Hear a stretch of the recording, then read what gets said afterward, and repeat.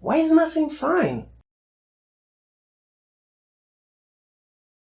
But I gotta judge it from my point of view. It could be, it could not be. I'm going to try to understand your point of view, but I cannot use your point of view. And besides, there's plenty of people's points of views I would have to use. How do you want me to present things in all points of views?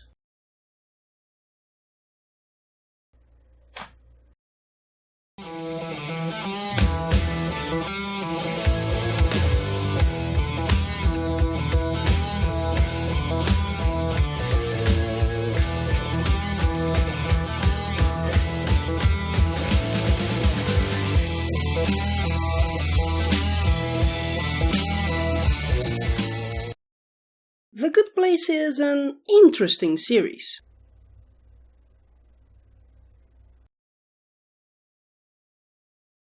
Are you gonna keep bringing me here every 5 seconds?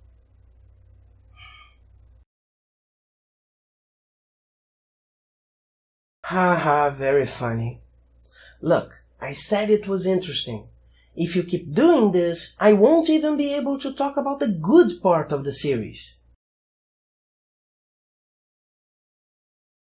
So, first of all, I must say I knew the twist.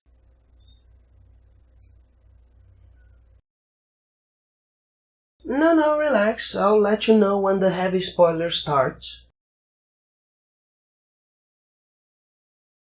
The series uses an agnostic universalist premise of afterlife. Basically, the part of a person being good or bad defines where they're going, but what that afterlife is like is unknown. Every religion guessed about 5%, except for Doug Forsett. Who's Doug Forsett? Well, Doug was a stoner kid who lived in Calgary during the 1970s. Of course, it's a more Western Judeo-Christian version of it, but we'll talk about this more later. The series follows Eleanor Shellstrop, who would have been sent to the good place by mistake, having to live in a house she hates but needing to continue there and live with people who are better than her, not to go to the bad place.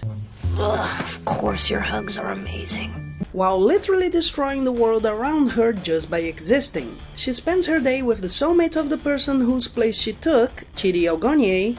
No, that's the guy who massacred Marvel and destroyed DC, who's an ethics professor and doesn't rat her out because he promised not to. And with her neighbors, a model and event planner who'd raise millions for charity and a Buddhist monk who took a vow of silence. The series is a comedy discussing in a reasonably subtle way something most people realize as soon as they start thinking on the premise of heaven and hell, that good and evil as absolutes don't work. And I must say, it seems interesting for people who might want an introduction to these issues, but it's nothing particularly noticeable for someone who's been there already. However, visualizing these issues in a world that wouldn't have worldly consequences, but still seeing consequences to people, can always be useful. If not for understanding, for explaining and remembering for similar issues. In other words, I like the series more as a teacher than a spectator. The visuals complement the series, more than Lucifer's face anyways, with colorful scenery that describe the tone perfectly, besides having Janet. Hi there!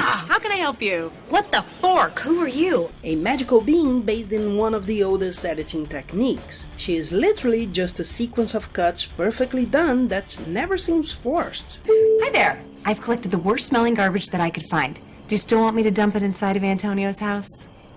But even so, the best part is the acting. Every actor here does their roles wonderfully. As for the script, they wisely keep the conflict on the personal side. The apocalyptic afterlife is never given much attention as real damage, but as unpleasant for interfering in people's life and the life of the neighborhood's architect. And again, I must say I came in knowing the twist. I saw the last episode before seeing the first. This could be part of the reason for its having less impact. Another big reason though, is my whole agnostic history. It's hard to swallow the premise of heaven and hell when you know it it doesn't make sense. Do you? I don't know. Please don't ask me that. My stomach hurts. That doesn't mean, however, the series is bad because of that. Seeing how the exploration of such issues happens in a specific scenario isn't different from watching one more superhero movie, or romance, or horror. You knew Seiya would win even when they announce his enemies are gods, from a fucking wheelchair, and even not knowing how Lost Canvas ends. I know past Seiya wins.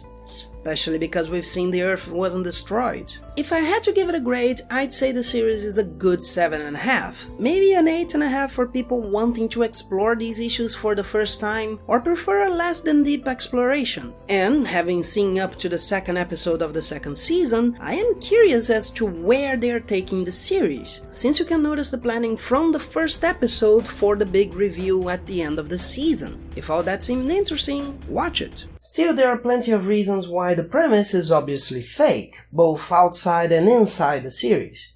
So let's talk about the reasons inside the series.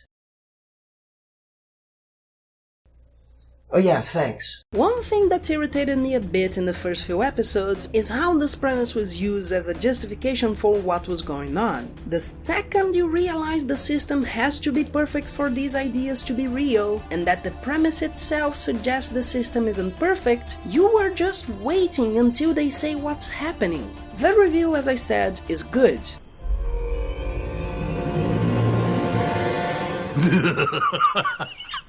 And the only reason I didn't think it was great was how long the show laid on its original premise. But associating Ariana Grande to mental destruction more than once was good. The neighborhood being in the bad place and good and evil as absolutes being the foundation to a system of torture are a great real premise for the series. And it's not like they didn't give an excuse, that being the architect's first neighborhood. But that's not why I kept with the series. The way the actual premise is executed is great. And unless I can figure out a compelling reason to keep you here, you will spend eternity with murderers and arsonists and people who take off their shoes and socks on commercial airlines. Janet, can I have a glass of water, please? Here you go. The series is a comedy, as I said. In some moments, this means the jokes are a bit silly. For instance, being killed by a Viagra ad, or colliding with the carcass of a turkey.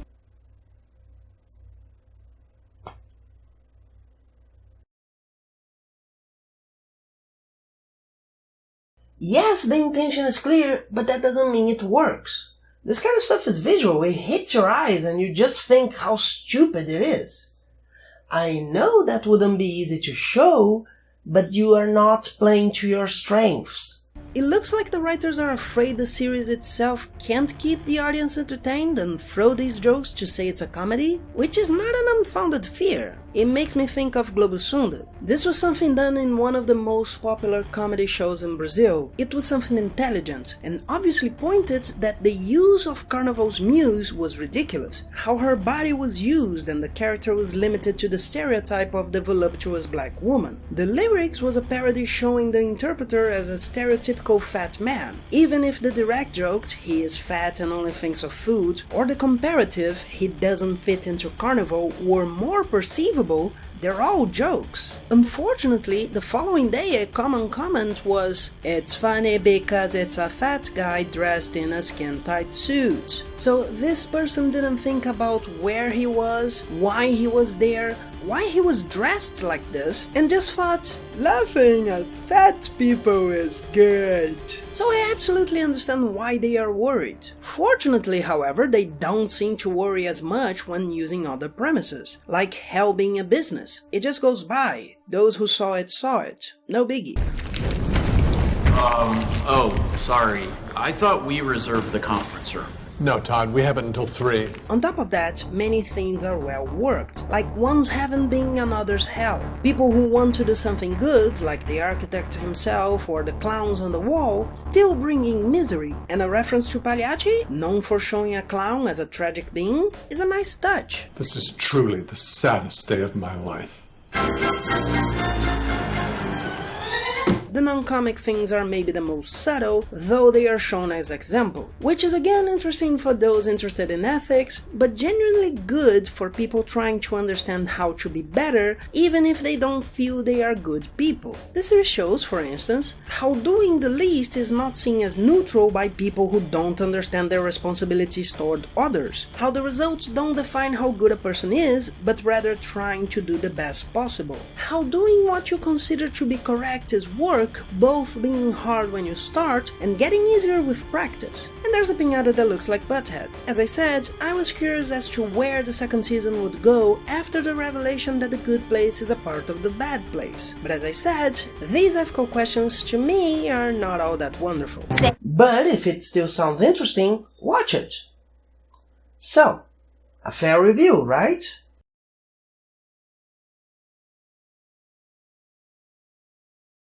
And you want me to believe you're good?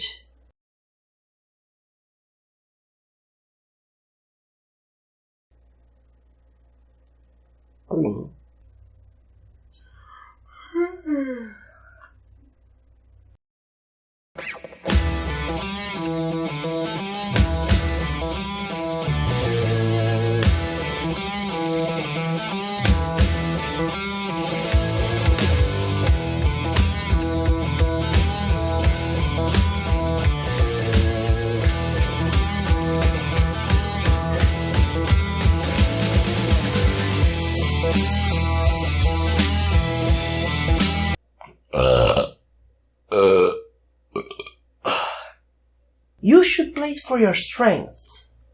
Strength. The H's are still very hard. But you should not play to your weakness.